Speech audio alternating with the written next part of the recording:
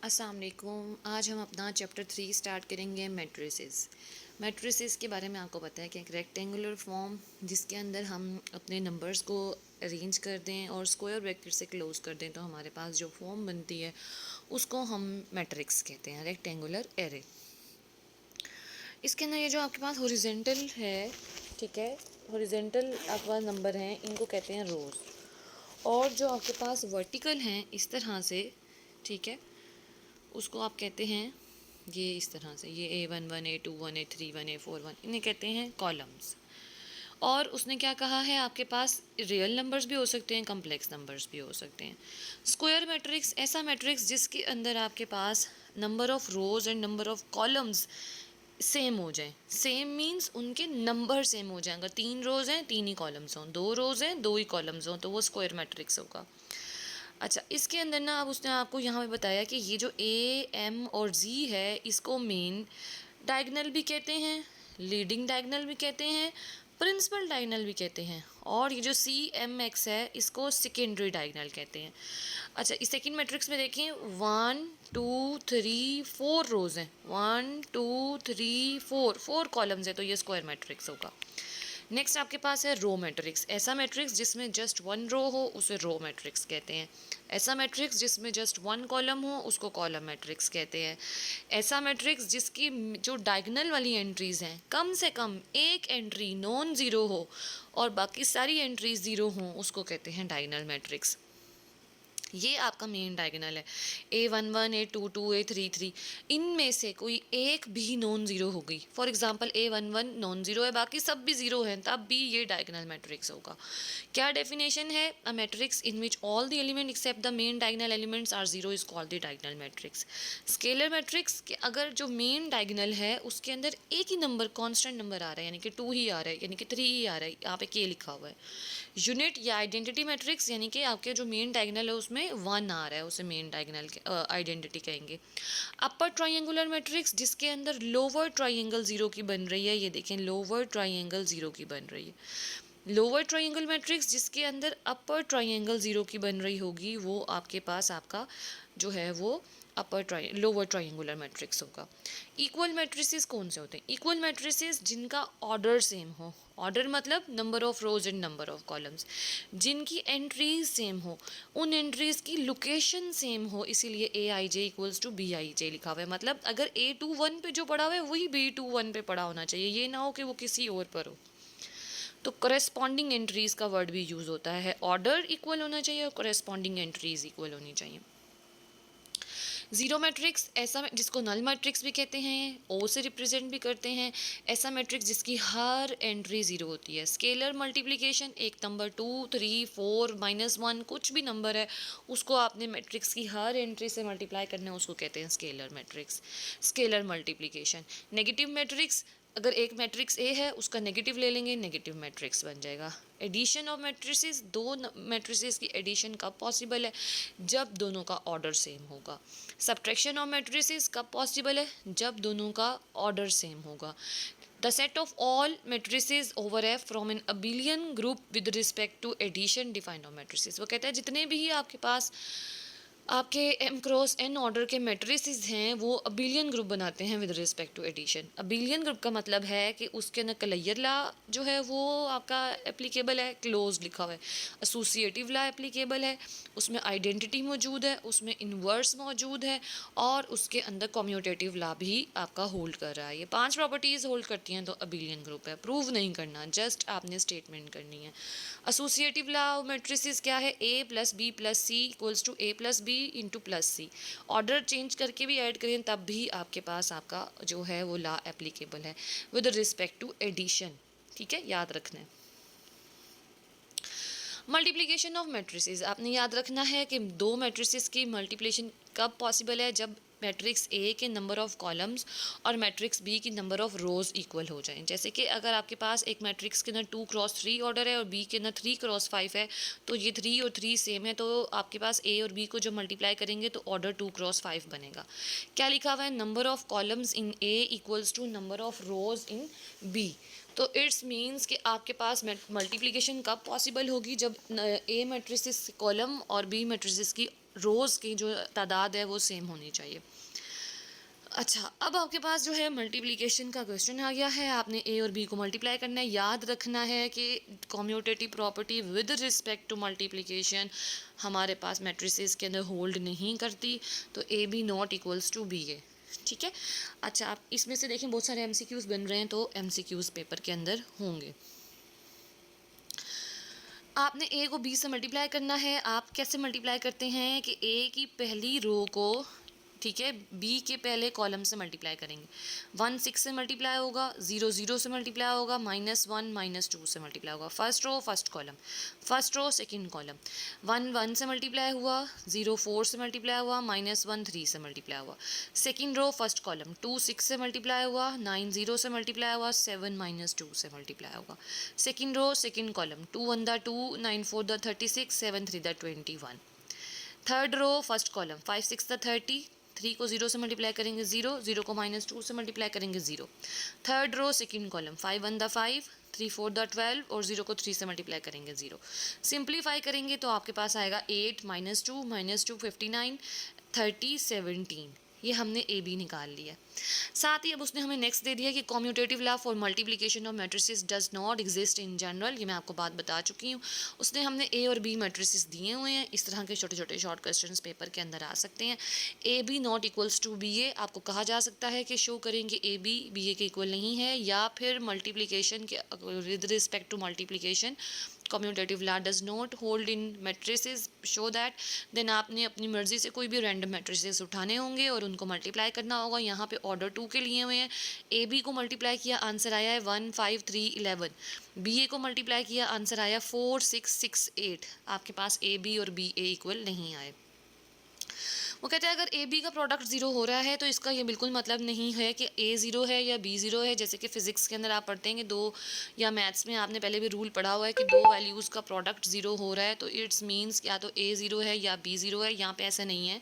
हाँ, उनका जो प्रोडक्ट है प्लस माइनस होने के बाद वो ज़ीरो आ सकता है, तो आपको ये कहा जा सकता है शो करें कि ए बी का प्रोडक्ट ज़ीरो है या product of any two matrices is zero where whether A is neither A zero और नाइदर बी ज़ीरो।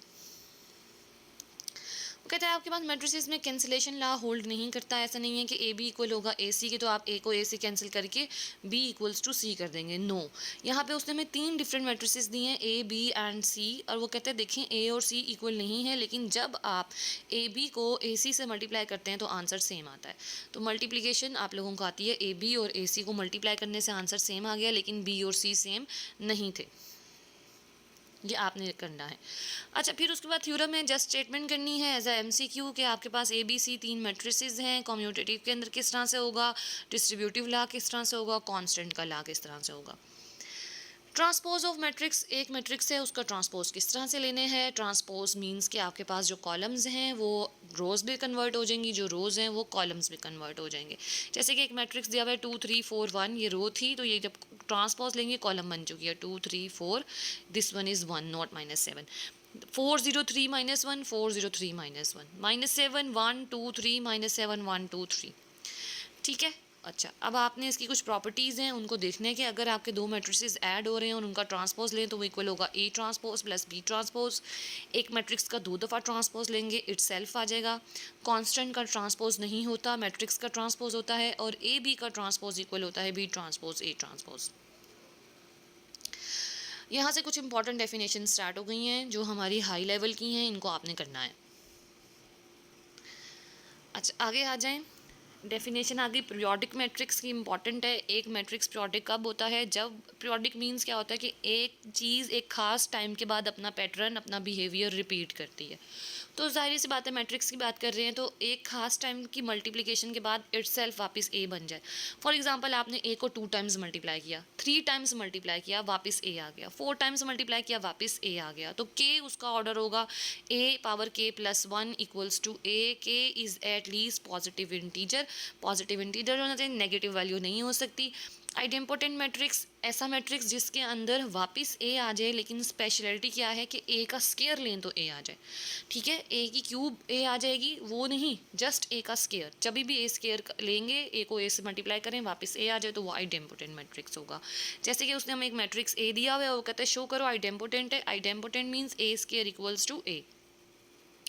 ए को ए से मल्टीप्लाई किया, जब मल्टीप्लिकेशन करके सिंप्लीफिकेशन की, देखें वापस वही ए आ चुका है, इसका मतलब है कि ये आइडेम्पोटेंट है। नील पोटेंट, नील का मतलब है ज़ीरो। नील पोटेंट मीन्स कि आपने अपने ए को किसी भी टाइम तक मल्टीप्लाई किया है, मतलब ए पावर 3, ए पावर 10, ए पावर 9, आपके पास आंसर ज़ीरो आ गया। मैं कहती हूँ शो करें कि नील पोटेंट है, इट्स मीन्स कि आपने उसका आंसर ज़ीरो ही लेकर आना है। तो आप तब तक मल्टीप्लाई करते रहेंगे जब तक ये आपके पास ज़ीरो नहीं आ जाएगा। पी इसका इंडेक्स है, तो वो कहते हैं शो करें कि ए नील पोटेंट है इंडेक्स 3 का। इसका मतलब है आपने ए को 3 टाइम्स मल्टीप्लाई करना है। पहले ए स्केयर निकालेंगे, ए स्केयर के लिए ए को ए से ही मल्टीप्लाई करेंगे, फिर ए क्यूब निकालेंगे, ए क्यूब के लिए ए स्केयर को ए से मल्टीप्लाई करेंगे, आंसर ज़ीरो आ जाएगा क्योंकि शो करना है, दैट्स वाई हमारे पास ये नील पोटेंट है ऑर्डर 3 का। इन्वोल्यूटरी, इन्वोल्यूटरी मीन्स आइडेंटिटी, कि आपने ए का स्केयर लेना है तो आइडेंटिटी मैट्रिक्स बने। ए का स्केयर लें, वापस ए आ जाए तो idempotent. Nilpotent means zero, involutory means identity. आपने ए का स्केयर लेना है तो आपके पास यानी कि 2 टाइम्स मल्टीप्लाई करने से आइडेंटिटी आ जाए, तो ये आपके पास आइडेंटिटी आ रहा है। सिमेट्रिक, सिमेट्रिक का मतलब है सेम। अगर आपने ए का ट्रांसपोज लिया, वापस ए आ जाता है तो वो सिमेट्रिक है, ठीक है। इनके लिए आपके लिए मैट्रिक्स का स्क्वायर होना ज़रूरी है, इसलिए लिखा हुआ है square matrix A for which A transpose equals to A. A matrix दिया हुआ था, उसका ट्रांसपोज लिया, वापस ए आ गया। अब इसकी आलिए आपको देखते साथ एज अ MCQ में कैसे पता लगेगा विदाउट सॉल्व किए। देखिए यहाँ पे, यहाँ भी 2 है, ये भी 2 है, ये भी 3 है, ये भी 3 है, -3 -3। इट्स मीन्स कि आपके पास जो अपर ट्राइंगल और लोअर ट्राइंगल बन रही है, इनकी वैल्यूज सेम होनी चाहिए। स्क्यू सिमेट्रिक के अंदर स्क्यू की वजह से हमारे पास नेगेटिव का साइन आ जाता है, मीन्स कि हमने एक का ट्रांसपोज लिया, वो वापस -a आ जाएगा, तो इट्स मीन्स स्क्यू सिमेट्रिक है। अब अगर आप इसकी निशानी देखें तो वो निशानी क्या है कि जो आपके पास अपर और लोअर ट्राइंगल है उनके साइन चेंज है। ये -2 है, ये 2 है, ये 3 है, ये -3 है, ये 4 है, ये -4 है, ठीक है। नेक्स्ट हमारे पास है हर्मिशियन। हर्मिशियन के अंदर हमारे पास कम्प्लेक्स नंबर होता है।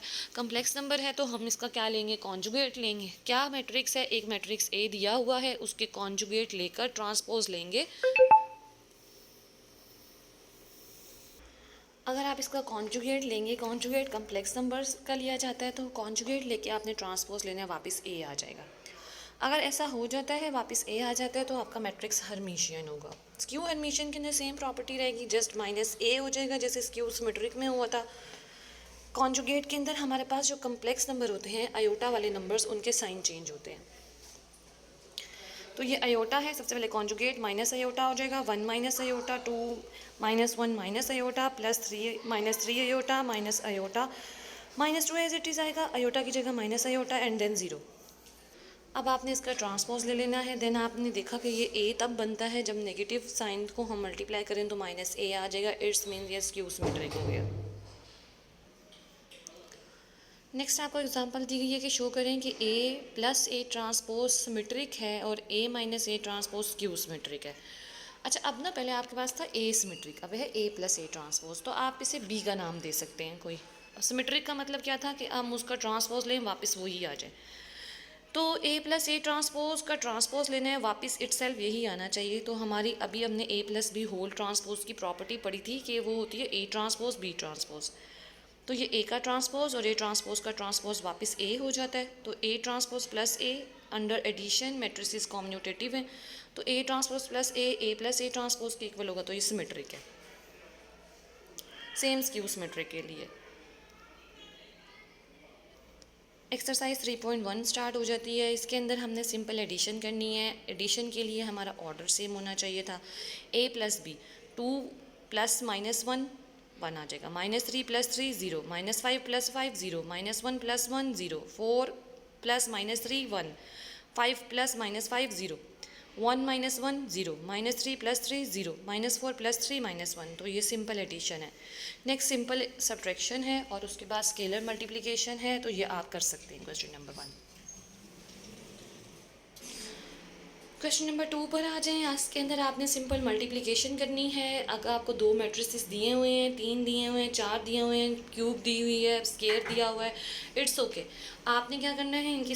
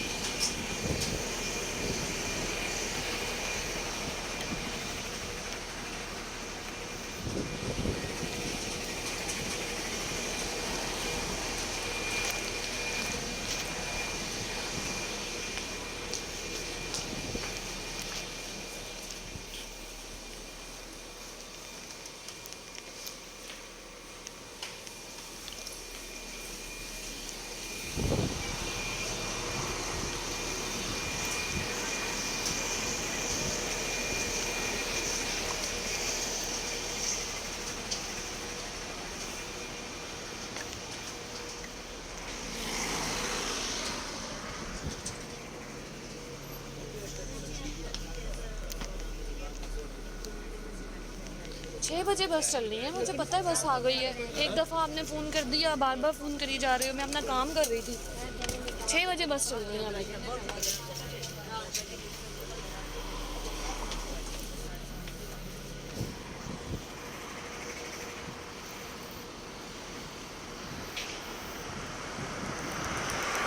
अच्छा, अब आपने सिंपल मल्टीप्लिकेशन करनी है और स्क्वायर लेना है, ठीक है। अगर ये कर लेंगे तो आपका काम हो जाएगा। स्क्वायर के अंदर वही है जैसे आइडेम्पोटेंट के अंदर ए को ए से मल्टीप्लाई करते थे, आपने वैसे ही करना है। ए क्यूब में भी आपने यही काम करना है। क्वेश्चन नंबर 3 पे आ जाएंगे। क्वेश्चन नंबर 3 के अंदर आपको ए और बी मैट्रिक्स दिया गया है और आपसे कहा गया है कि शो करें कि इनका प्रोडक्ट ज़ीरो है जब थीटा और फाई किसी ऑड मल्टीपल से डिफ़र हैं।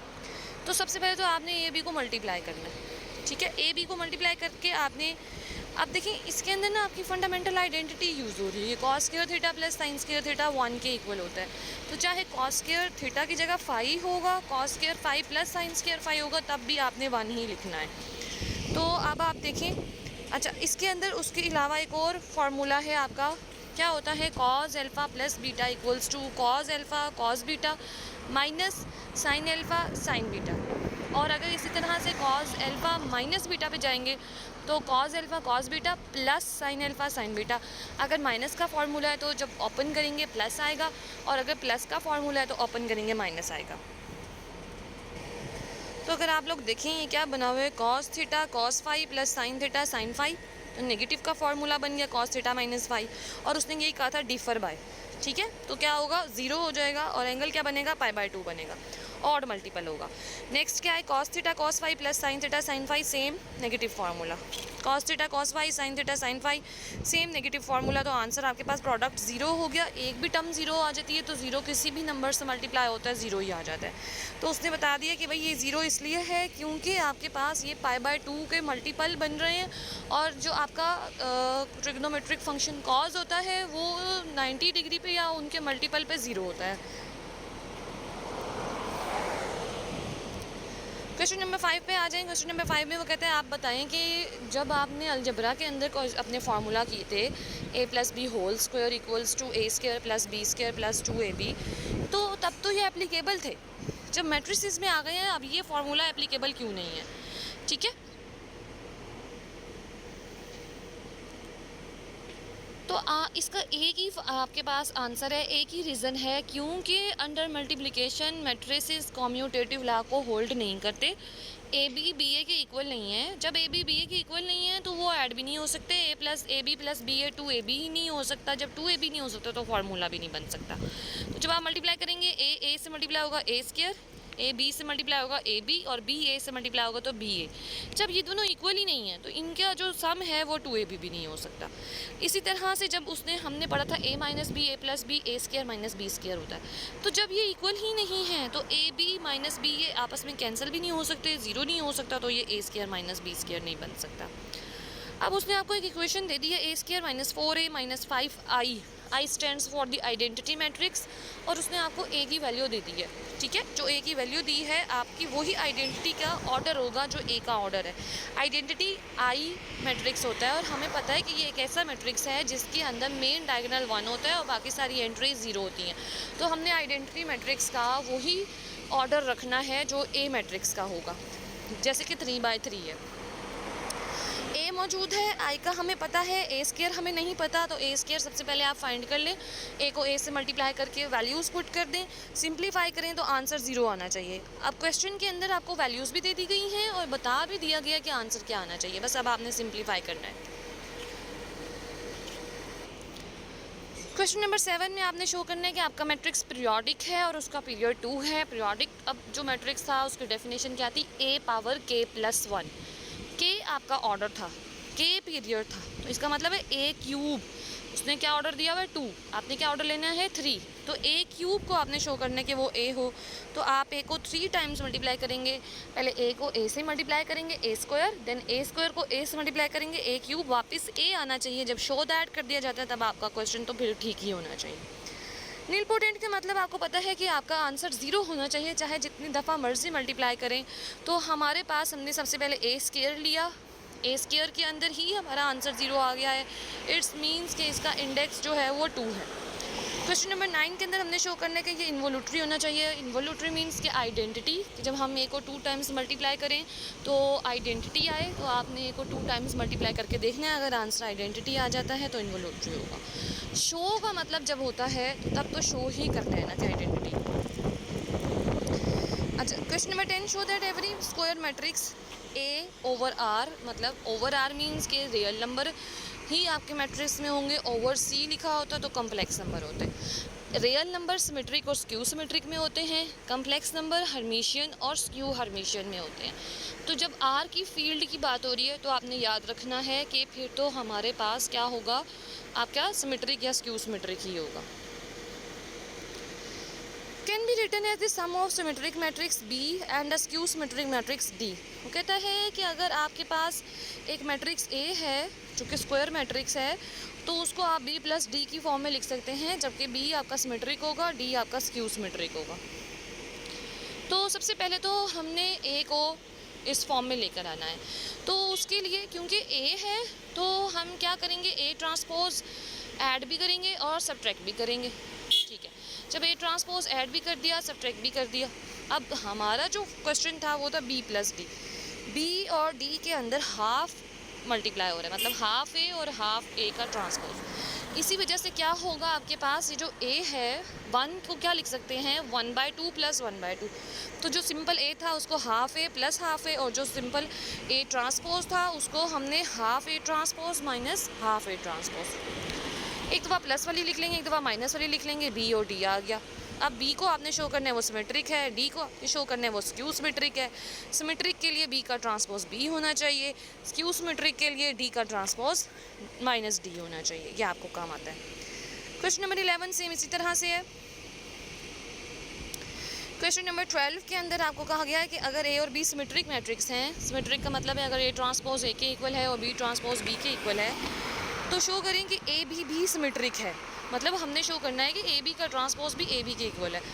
If and only if A and B commute, और ये सिर्फ तब होगा, सिर्फ और सिर्फ तब होगा जब ए और बी कम्यूट कर रहे हैं, मतलब कम्यूटेटिव लॉ होल्ड कर रहा है, A B equals to B A. जब इफ़ एंड ओनली इफ़ की बात आ जाती है, इसका मतलब है कि एक दफ़ा हमने ए कम्यूटेटिव लॉ की कंडीशन रखनी है और हमने शो करना है कि सिमेट्रिक है, और एक दफ़ा हमने सिमेट्रिक की कंडीशन रखनी है और हमने शो करना है कि वो हमारे पास कम्यूटेटिव है। तो आपको गिवन है कि ए और बी सिमेट्रिक हैं, तो ए ट्रांसपोज ए के इक्वल आ गया, बी ट्रांसपोज बी के इक्वल आ गया, और गिवन है कि कम्यूट कर रहे हैं तो ए बी ए के इक्वल आ गया। शो करना है कि सिमेट्रिक है, तो प्रॉपर्टी लगी ए बी का ट्रांसपोज ऑपोजिट आपके पास रिवर्स के अंदर ओपन होता है, तो बी ट्रांसपोज आ जाएगा। बी ट्रांसपोज बी के इक्वल है, ए ट्रांसपोज ए के इक्वल है, बी ए बी के इक्वल है, तो ये सिमेट्रिक होगा। नेक्स्ट हमने इसको अब सिमेट्रिक कंसीडर करना है और कम्यूट शो करना है। तो ए बी अगर सिमेट्रिक है तो ए बी का ट्रांसपोज ए बी के इक्वल हुआ, ऑपोजिट ओपन होगा, रिवर्स के अंदर B transpose B transpose B के इक्वल है, ए ट्रांसपोज ए के इक्वल है, तो बी ए बी के इक्वल आ गया, कम्यूट हो गया।